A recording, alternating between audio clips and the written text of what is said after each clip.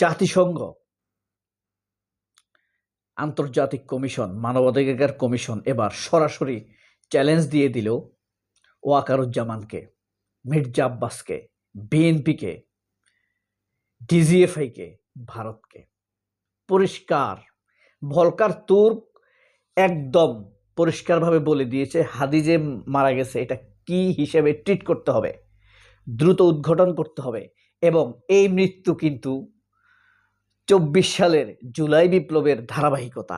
এটাই হলো সবচাইতে আগুন। যারা ওদেরকে মারছে, আমাদের বিপ্লবীদেরকে মারছে, তারাই হাদিকে মারছে। এখন কে কে চ্যালেঞ্জে পড়ে গেল? ওয়াকার চ্যালেঞ্জে পড়ে গেল।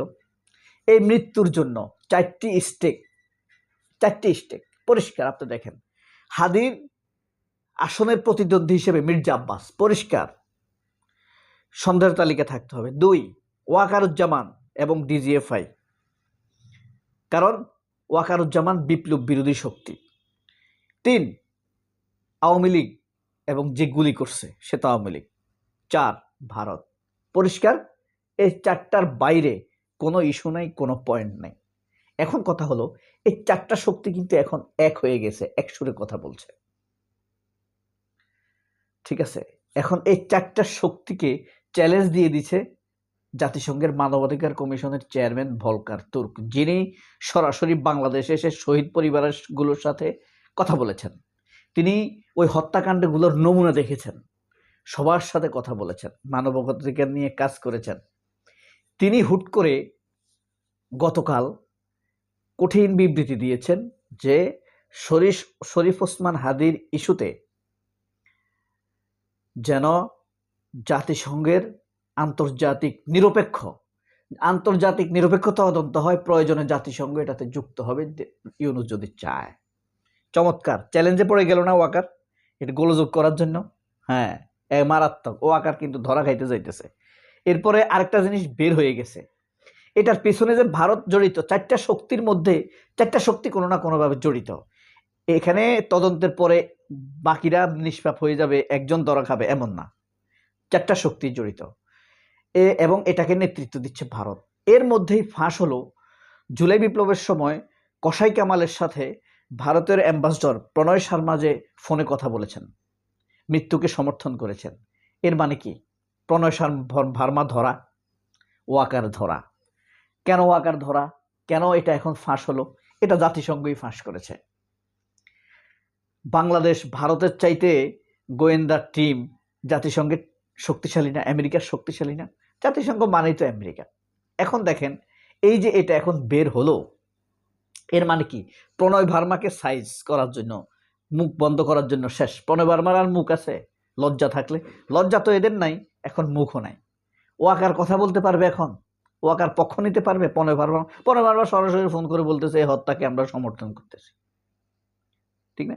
এখানে এর পেছনে সামনে যাওয়ার আগে আরেকটা কথা বলে রাখি, সেটা হলো এই যে ভারতের সফট ক্যান্টনমেন্ট খ্যাত, ন্যারেটিভ ক্যান্টনমেন্ট খ্যাত ফোঁদের আলো পত্রিকাতে যে আগুন লাগছে, এটা শর্ট সার্কিটে আগুন লাগুক ভাই, মশার কয়েল থাকুক। অনেকে অনেক কথা বলতেছে, অনেকে বলে ছাত্ররা লাগাইছে, অনেকে বলে জনতা লাগাইছে। জনতা যদি লাগাই থাকে তাহলে এই দেশের জনতা, ছাত্র জনতা যে সচেতন হয়ে গেছে এটা কিন্তু পরিষ্কার, এটাও খুশির কথা। কারণ কি? প্রথম আলোকে ভবিষ্যতে জবাব দিতে হবে জঙ্গি উৎপাদনের যে ন্যারেটিভ তৈরি করেছিল, যেখানে সেখানে জঙ্গি নাটকের সাজাতো এবং ভারতের সাথে মিলে জঙ্গিদের ইন্টারোগেশন সেলে যে তারা সরাসরি অবৈধভাবে থাকতো, এই বিষয়গুলোতে প্রথম আলোকে ভবিষ্যতে জবাব দিতেই হবে। এদেশের মানুষ যে সচেতন হয়েছে, সামাজিক যোগাযোগ মাধ্যমে দেখা যাচ্ছে প্রথম আলোর অতীতের পত্রিকাগুলো 5 বছর, 10 বছর, 12 বছর, 15 বছর, 20 বছরের পুরাতন পত্রিকার লেখাগুলো তারা এখন নিয়ে আসতেছে। অর্থাৎ তরুণ প্রজন্ম প্রথম আলোর অপকর্ম নিয়ে রীতিমতো গবেষণা করে ফেলেছে। প্রথম আলোর অপকর্মগুলো প্রমাণ সহ এখন আমাদের সামনে নিয়ে আসছে। মানে প্রথম আলো ধরা, তারা যে মিথ্যাচার করেছে, মিথ্যা অপবাদ চাপিয়েছে, ধর্মকে মেলাইন করেছে, স্বাধীনতার বিরোধিতা করেছে, মুক্তিযুদ্ধ নিয়ে খেলা খেলেছে। মাইন্ড ইট, মুক্তিযুদ্ধ এবং স্বাধীনতা এক না।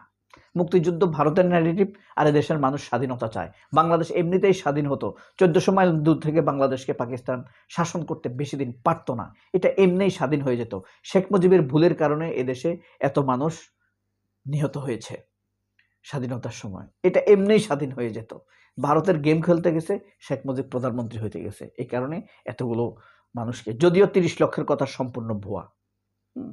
যাই হোক, এখন যে এই যে ভলকার তুর্ক বলেছেন, সরাসরি বলে দিয়েছেন তিনি, হাদির উপরে হামলার কারণ, সঠিক কারণ উদ্ঘাটনের জন্য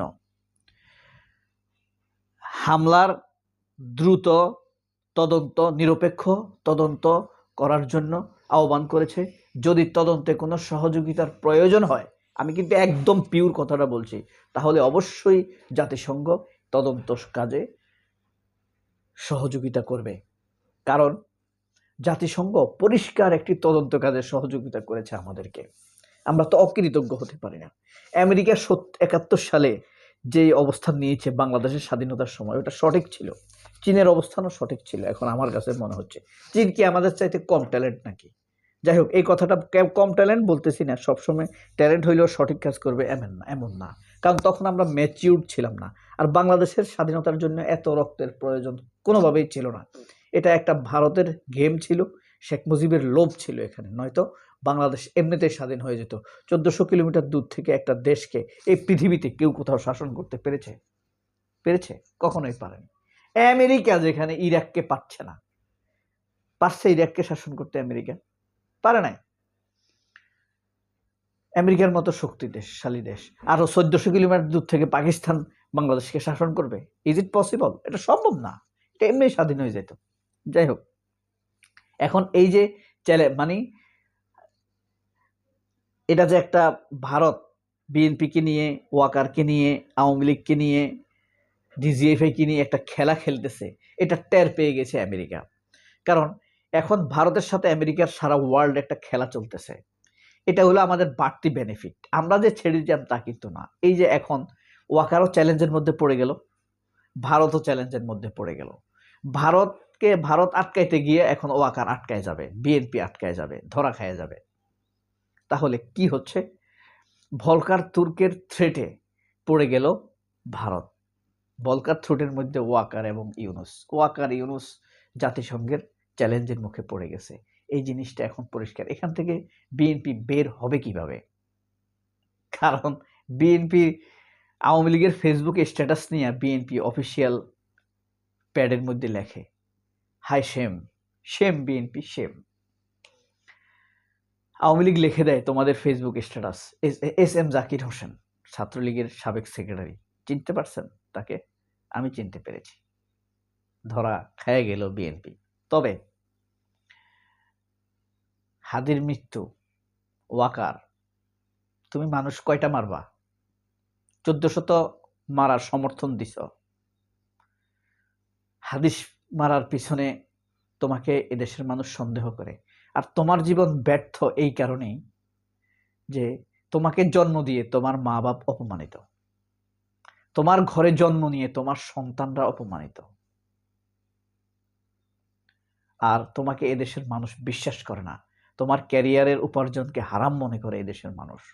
এখানেই তোমার জীবন ব্যর্থ। এই পৃথিবীর সব মানুষ ভালো থাকুক, শরীফ ওসমান হাদির রুহের মাগফিরাত কামনায় আল্লাহ আমাদের রহম করুন, আমিন। আসসালামু আলাইকুম ওয়া রাহমাতুল্লাহি ওয়া বারাকাতুহু।